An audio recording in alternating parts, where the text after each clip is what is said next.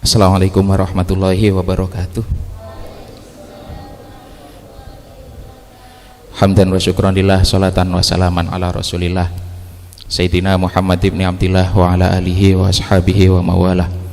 Wala hawla wala quwata illa billah, amma ba'du. Yang kami hormati Ketua LTNNU MWC NU Kokop,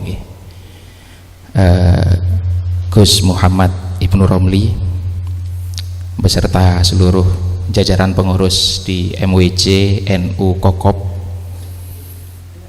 panitia, teman-teman sekalian dari berbagai pesantren, santri, santriwati, dan siapapun yang hadir pada pagi hari ini.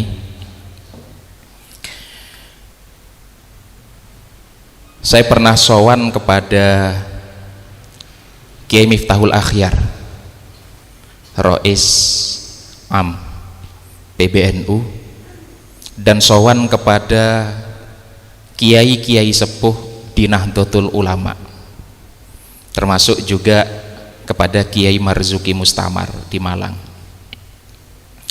Posisi saya ketika sowan, saya sebagai Pimret Sidogiri Media. Ternyata saya bisa menyimpulkan pesan-pesan yang disampaikan oleh beliau semua menjadi sebuah rumusan.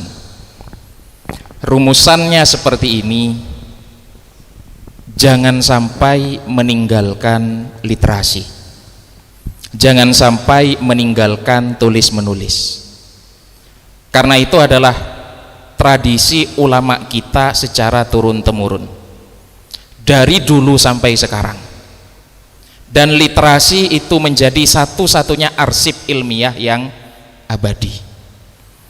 Itu kata beliau. Dan ketika saya pikir-pikir, ternyata benar. Benarnya itu di mana? Kebetulan saya dapat amanat menjadi Pimret Sidogiri Media, sekaligus pesantren-pesantren besar itu pernah kumpul bareng, kopdar, kemudian mikir bareng, gimana sekiranya semua pesantren itu sama-sama melek media, sama-sama sadar tentang media. Paling tidak mereka ngertilah sosial media sebagai tempat atau sebagai wasilah publikasi pesantren masing-masing.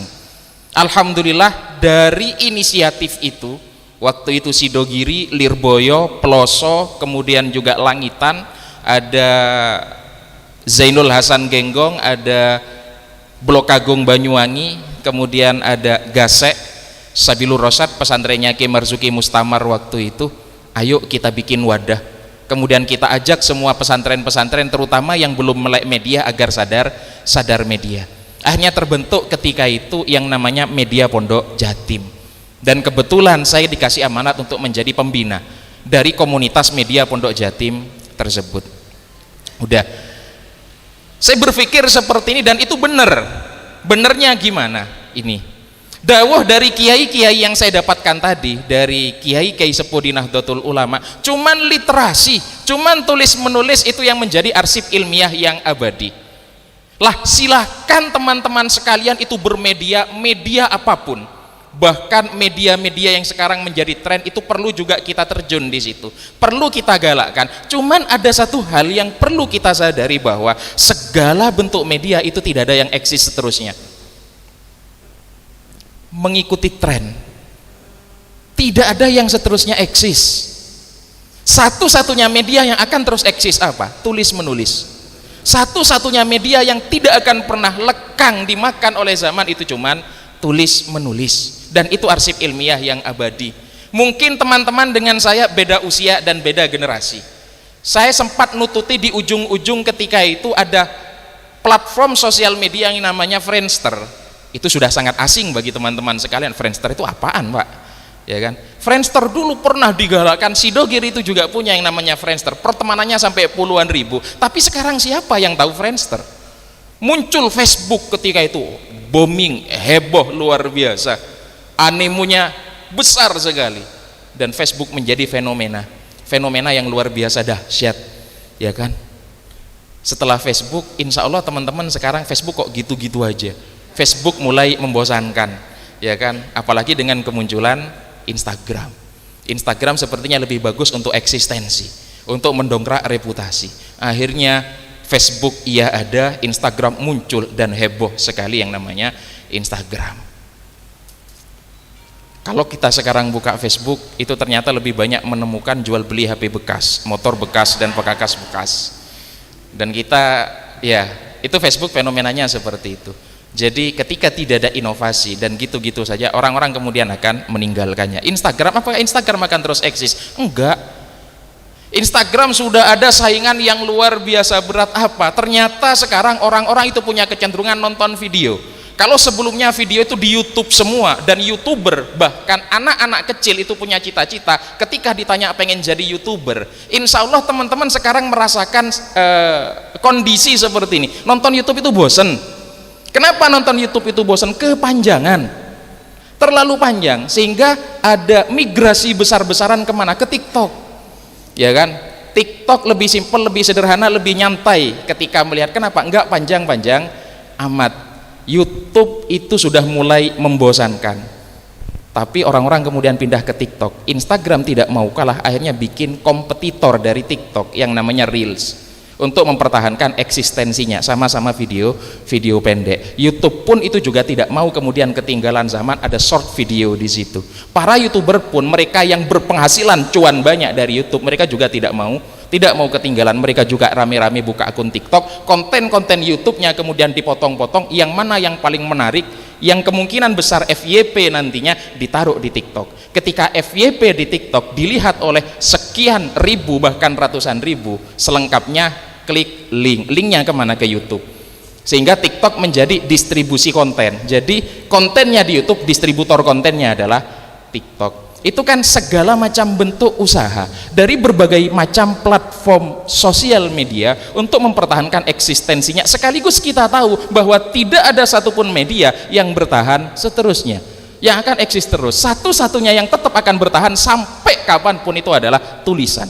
Itu adalah literasi, itu adalah tulis menulis. Apalagi kalau tulisannya sampai berbentuk fisik, apalagi tulisannya kalau sampai diterbitkan atau dicetak. Gak usah diterbitkan lah, biar nggak berat-berat amat, dalam bentuk fisik meskipun itu tulisan tangan kita. Kenapa? Suatu saat itu akan menjadi naskah, suatu saat akan menjadi manuskrip, meskipun itu catatan pribadi-pribadi kita.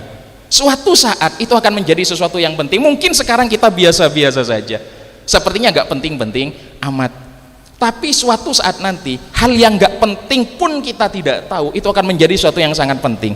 Sidogiri kedatangan tamu dari Kementerian Agama Pusat, dan seolah-olah Sidogiri ketiban durian runtuh atau menemukan harta karun. Harta karun, kenapa saya bahasakan harta karun? Itu menjadi sebuah naskah manuskrip yang begitu berharga bagi pondok pesantren Sidogiri, yang menunjukkan, oh ternyata Sidogiri itu benar-benar udah tua, usianya 287 tahun. Ada buktinya apa enggak? Dari dulu kita enggak punya bukti, cuman kisah dari kisah, cerita-cerita dan seterusnya yang sambung menyambung. Tapi ternyata orang Kemenak datang ke Sidogiri, dia bawa sekenan naskah kuno sekali. Naskah itu berupa apa? Bukan karya, bukan tulisan lengkap manuskrip sebuah kitab atau sebuah buku karya santri Sidogiri zaman dulu, enggak. Bayangkan sesuatu yang di zamannya itu remeh temeh, seolah-olah tidak ada nilainya, itu ternyata sekarang menjadi manuskrip yang begitu berharga, ibarat harta karun bagi pondok pesantren Sidogiri. Naskah apa? Naskah cover kitab. Jadi ada kitab itu kan ada covernya ya, kemudian di belakang cover itu kan ada tambahan kertas biasanya. Kalau teman-teman baru beli kitab, kalau santri yang kreatif atau mungkin santri gabut, itu kan ada saja yang mau ditulis di situ kan ya. Namanya siapa, Alil Wafa, santri Sidogiri asal Pasuruan, beli kitabnya tanggal berapa gitu kan ya. Ya bulan ini, tahun ini, kemudian pertama ngaji kepada ustadz siapa atau kepada kiai siapa. Ya, harga-harganya kadang ada di situ. Kalau teman-teman santri yang kreatif, dikasih nama, harga, kemudian mulai ngaji itu tanggal berapa. Lah ternyata ada robekan kertas lusuh kuno sekali, ada tulisan di situ santri Sidogiri yang namanya Abdul Majid. Dia ngaji tahta syaikhihi yang namanya Aminullah di sebuah desa pesantren yang namanya Pondok Pesantren Sidogiri, tapi pakai bahasa Arab, pada tahun sekian 1810. Jadi tahun 1810 di Sidogiri sudah ada pengajian kitab Fathul Wahab. Jadi itu cover kitabnya Fathul Wahhab, bukan kitabnya, bukan karya, cuman catatan santri gabut yang menuliskan identitas dirinya, dan dia ngaji kepada kiainya yang namanya Aminullah di tahun 1810 Masehi. Biar, ya kan, ini manuskrip yang sangat luar biasa berharga, padahal cuman catatan di cover kitab. Dan ini menjadi bukti, oh berarti logis sekali kalau dikatakan Sidogiri berdiri tahun 1745. Siapa yang mendirikan? Sayyid Sulaiman. Oh kan jaraknya nggak jauh-jauh amat berarti kan ya. Kemungkinan besarnya itu adalah Kiai Aminullah. Kiai Aminullah adalah santri sekaligus menantu dari Sayyid Sulaiman, atau bisa jadi itu adalah Aminullah yang lain, yaitu ustadz yang berada di pondok pesantren Sidogiri. Tapi paling tidak itu menjadi bukti 1810 Masehi Sidogiri sudah eksis, Sidogiri sudah ada. Itulah maksud saya, betapa pentingnya sebuah catatan, betapa pentingnya sebuah tulisan, betapa pentingnya sebuah oret-oretan sederhana. Apalagi, ya kan, apalagi kalau kita mencatat hal-hal penting di sekitar kita, kita mencatat masyayikh kita di sekitar kita ketika masih ada. Ketika beliau masih ada, nggak kerasa kalau yang kita tulis itu penting-penting amat. Kalau teman-teman sekarang datang ke pesantren Sidogiri, datang ke perpustakaan, di perpustakaan sekarang disediakan rak khusus gede. Rak itu khusus untuk mencari atau berburu koleksi kitab santri-santri Sidogiri kuno yang nututi zamannya Kiai Khalil, yang pernah ngaji kepada Kiai Khalil. Kalau udah ketemu siapa Kiai-Kiai sepuh alumni Sidogiri, pernah ngaji kepada Kiai Khalil apa enggak, diminta kitabnya kemudian kita salin. Kenapa? Pasti di situ ada dawuh-dawuh Kiai Khalil, pasti di situ ada catatan-catatan tentang Kiai Khalil, pasti di situ ada keterangan-keterangan menarik dari Kiai Khalil. Ketika tokoh kita, panutan kita itu sudah tidak ada, baru kita ngerasa apapun yang terkait dengan beliau itu pasti penting. Pasti penting. Bahkan kiai kita punya kucing itu loh penting. Ketika beliau sudah tidak ada. Saya nututi zamannya Kiai Nawawi bin Abdul Jalil. Beliau wafat ketika Covid barusan, dan saya ngaji kepada beliau itu sekitar 5 atau 6 tahun.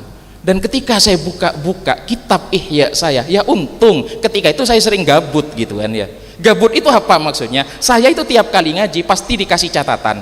Jadi ngaji hari Selasa jam sekian dimulai, kemudian di Surauha yang ngisi adalah Kiai Nawawi bin Abdul Jalil. Ketika ada keterangan menarik dari Kiai Nawawi yang itu tidak ada di kitab, saya tulis di samping kitab saya. Ketika ada dawuh dari beliau yang menarik bagi saya, itu tidak saya biarkan hilang begitu saja, tapi saya catat. Mungkin saya bisa lupa, tapi suatu saat ketika kitab ini dibuka oleh anak saya, oleh cucu saya, atau generasi setelah saya, apalagi sampai didokumentasikan oleh perpustakaan, maka apapun yang terkait dengan Kiai Nawawi bin Abdul Jalil di dalam kitab saya itu menjadi harta karun yang begitu berharga. Tidak harus diterbitkan, enggak, kita nyatet biasa saja hal penting di sekitar kita, itu suatu saat akan menjadi data, akan menjadi manuskrip, dan akan menjadi harta karun. Makanya banyak hal terjadi di pondok pesantren Sidogiri, terutama hal-hal besar, ternyata dari catatan-catatan pribadi masyayikh kita yang sepuh. Ada namanya Kiai Sa'dullah Nawawi, abah dari Mas D Nawawi Sa'dullah. Kiai Sa'dullah Nawawi itu pimpinan pasukan Hizbullah Rayon Jawa Timur. Dan ide-ide besar di pondok pesantren Sidogiri, contoh mendirikan madrasah ranting, itu inisiatornya adalah Sidogiri. Ngirimkan guru tugas kemana-mana, yang paling tua itu adalah pondok pesantren Sidogiri. Ternyata ide-ide besar, termasuk bikin media, termasuk bikin komunitas alumni, itu Sidogiri yang menjadi founding father istilahnya kan. Yaitu ternyata berangkat dari ide-ide besar yang ditulis dalam tulisan-tulisan pribadi Kiai Sa'dullah. Mas D Nawawi Sa'dullah itu pernah cerita ke saya, Lil, Tang Abari seneng nyatet katanya, nyatet hal-hal kecil, dan sebenarnya mungkin ketika itu ditulis sepertinya nggak penting-penting amat, tapi ketika ditemukan generasi selanjutnya itu menjadi sesuatu yang sangat penting. Lah Mas D Nawawi Sa'dullah itu sampai cerita kayak gini, Tang Abari ya Lil, buku catatannya 2 lemari katanya. Jadi beliau punya buku catatan sebanyak 2 lemari. Dan ternyata ide-ide besar yang muncul dari Mas D Nawawi Sa'dullah, termasuk toko basmalah yang awalnya koperasi kecil-kecilan sampai jadi toko basmalah yang sekarang cabangnya sampai 300. Itu kan ide-ide besar dari Kiai Sa'dullah lewat catatan-catatan kecil beliau. Jadi sering beliau itu kalau nganggur buka-buka catatannya Kiai Sa'dullah.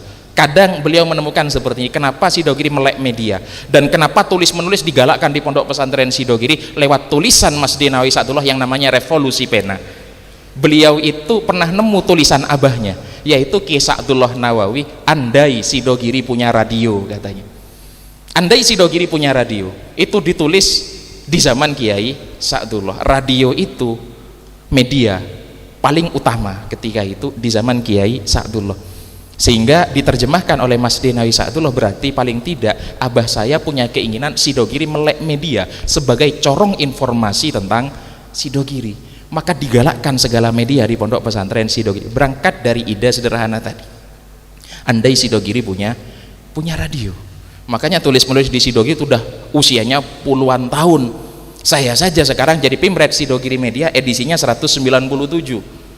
Berarti kalau per tahun itu terbit 10 edisi, usianya Sidogiri Media itu udah 20 tahun dari sekarang. Dan alhamdulillah meskipun tertatih-tatih berdarah-darah, yang namanya tulis menulis di Sidogiri tidak boleh ditinggalkan, sama sekali tidak boleh, meskipun berat harus dipertahankan. Makanya gini, PWNU Jawa Timur itu punya aula, punya majalah yang namanya Aula. Ketika semua media itu eksodus besar-besaran ke era digitalisasi, semuanya serba digital, elektronik digital, termasuk Aula udah nggak mau terbit. Kenapa? Ribet terbit pakai kertas itu, jadi mau pakai elektronik semua, mau pakai digital semua. Kiai sepuh tidak setuju. Kenapa? Siapa yang jamin elektronik akan terus ada, ya kan? Kena virus tak ada, ya kan? Kemudian website siapa yang jamin terus ada? Tapi ketika dicetak, diterbitkan, ditaruh di perpustakaan dan ada di tangan masing-masing warga Nahdien, itu akan menjadi arsip ilmiah yang abadi, dan suatu saat mungkin itu akan menjadi manuskrip yang berharga. Betapa berharganya catatan-catatan zaman dulu, seumpama di tahun 1926 majalah NU pertama terbit, kemudian pengurus-pengurus NU di awal-awal itu terbit, itu menjadi naskah yang berharga sekarang, kan ya. Lah itu padahal mungkin di zamannya nggak penting-penting amat, tapi itulah kenapa udah mansus aleh, tulisan itu adalah perintah dari Allah, sehingga ini akan tetap abadi sampai kapanpun. Itu gambaran sederhananya, ya. Gambaran sederhananya seperti itu. Makanya tulis menulis itu penting banget. Sampean nggak usah mikir, wah saya nulis buat apa? Buat diri kita sendiri, buat ngikat ilmu kita, buat ngikat wawasan kita, buat ngikat wawasan kita. Sampean nggak harus nulis buat orang lain. Gak ada yang baca, Pak. Iya mungkin sekarang ini gak penting siapa yang mau baca tulisan, iya mungkin. Tapi gini, ya kan, ada sebuah adagium Arab kayak gini, al ilmu saydun wal kitabatu qayduhu. Tahu kan? Ilmu itu ibarat hewan liar, hewan buruan. Wal kitabatu qayduhu, yang bisa mengikat itu semua, yang bisa mengikat hewan buruan itu apa? Tulisan. Jadi ilmu ibarat soid, ya, ibarat hewan liar yang bisa diikat dengan tulisan. Makanya dalam ilmu mustalah hadis itu kan kayak gini, ada dhabtu sodrin, ada dhabtu kitabin. Tapi ternyata gini, ya, mungkin kita mikir, oh iya Pak, udah ditulis gak bakal hilang, meskipun kita udah pikun, tulisan kita tetap ada. Tapi ternyata gini, ada sesuatu yang sangat luar biasa keren di balik pemahaman wal kitabatu qayduhu. Coba teman-teman buktikan kalau tidak percaya. Buktikan seperti ini. Kita mutolaah, kita belajar dan kita nambah wawasan ilmu. Itu sering hilang apa enggak? Sering. Yang di pesantren sampean tahu. Bayangkan ujian kita itu udah hatam, selesai ujian hatam juga hasil mutolaah kita hilang, ya kan? Kenapa? Udah disetorkan kepada Pak Guru, ya kan? Sehingga hilang semua, apalagi belajarnya karena ujian. Kan iman-iman kayak gitu. Ternyata gini, yang paling kita ingat dari apa yang kita pelajari itu ada semacam grid itu apa? Tingkatannya itu seperti ini. Sesuatu, ya kan, ilmu itu kan wawasan itu bisa kita dapat dengan berbagai macam cara. Bisa kita mendengar kiai menjelaskan sesuatu, ketika kita tahu itu maka itu menjadi ilmu bagi kita. Bisa kita lewat membacanya, ketika kita membaca sebuah keterangan kitab kemudian kita menjadi tahu sesuatu, maka itu menjadi ilmu bagi kita. Ilmu itu adalah sebuah wawasan, bagaimanapun caranya kita mendapatkan, melihat, mutolaah atau kita mendengarkan. Cuman begini, ilmu-ilmu yang kita dapatkan dengan model seperti itu, kita mendengarkan ceramah atau keterangan dari kiai kita atau guru kita, atau kita buka kitab dan kemudian kita menemukan wawasan baru, itu ilmu bagi kita. Cuman ilmu yang kita dapatkan dengan cara seperti itu, daya tahannya nggak lama-lama amat, elang. Betul, artinya begini, jadi cara kerja otak itu ya ditambahi lagi, numpuk yang bagian paling bawah terus kemudian hilang, karena memori kita itu terbatas. Semakin banyak yang masuk juga semakin banyak yang hilang, sehingga yang paling baru itu yang paling kita ingat, yang udah kelamaan banget itu tidak kita ingat. Makanya seperti ini cara agar ilmu yang kita pelajari itu nggak cepet-cepet banget hilangnya, berarti harus ditambah perekat, harus ditambah lem. Perekatnya seperti apa? Gini, ketika kita tahu sesuatu, cuman tahu gitu tok, kemudian tidak kita apa-apain, ya udah, ilmu yang seperti itu mudah hilang. Cara nambah perekatnya seperti apa? Sampaikan pada orang. Artinya, ketika kita berani menyampaikan kepada orang lain, bahkan sampai berani mendiskusikan, berarti kan kita paham betul terkait ilmu yang kita dapatkan itu, terkait wawasan yang kita punya itu. Kenapa? Berani menyampaikan kepada orang lain. Tahu berarti pokoknya, tahu berarti poin pentingnya. Artinya ketika kita berani menyampaikan dan kita berani mendiskusikan, daya rekatnya nambah, semakin lengket ilmu tersebut. Dan kalau pengen lebih lengket lagi, ketika kita tahu sesuatu, tuangkan dalam bentuk tulisan. Apalagi kita belajarnya karena pengen bikin sebuah tulisan, maka cara belajar seperti itu ketika kita berani menuangkannya dalam sebuah tulisan, itu benar-benar mengikat ilmu kita, ya terikat dalam tulisan yang kita buat. Ternyata di pikiran kita pun daya rekatnya itu nambah, lemnya juga nambah. Percaya apa enggak? Percaya. Kenapa? Karena saya mengalaminya. Masa Pak sampean engak kebi sampean nulis? Bukan kayak gitu konsepnya. Maksudnya gini, artinya sering apa enggak teman-teman itu ketika kiai itu mengajarkan sesuatu, teman-teman mendengar sesuatu yang menarik, langsung kok gitu ya, loh kok gini ya, artinya menemukan keterangan yang membuat kita kaget gitu kan ya, dan itu menarik. Itu mungkin karo ngedingaki tok kesimpen gitu aja, suatu saat sampean lupa. Tapi ketika Anda menemukan sesuatu yang menarik, entah lewat apa yang Anda dengar, kemudian entah lewat apa yang Anda baca, kemudian itu menjadi ide dan gagasan yang Anda tuangkan lewat tulisan, maka ide dan gagasan tersebut tidak akan pernah hilang. Tersimpan di mana? Di tulisan. Yang kedua, di alam bawah sadar kita. Itu terekam betul. Buktinya seperti ini kan ya. Kalau teman-teman pengen bukti, ya kan? Kalau teman-teman pengen bukti, saya itu ketika Kiai Nawawi bin Abdul Jalil menerangkan sebuah keterangan, dan keterangan itu asik, keterangan itu unik, biar saya itu langsung kemudian kepikiran, loh asik ini kalau dijadikan sebagai gagasan tulisan. Saya sering terinspirasi tulisan saya itu lewat keterangan Kiai Nawawi, sehingga ketika dawuhnya Kiai Nawawi itu menginspirasi saya untuk menjadikannya sebuah tulisan, maka sampai kapanpun saya ingat dawuhnya Kiai Nawawi itu, sampai kapanpun saya ingat betul dawuhnya Kiai tersebut. Kenapa? Karena saya menuangkannya dalam bentuk tulisan. Salah satu bukti konkret itu seperti ini. Oke, sampai mengkasa tak apa-apa. Oke, 1 jam lebih bola niki bodhe kantor kula. Kuh, ojeng nggih.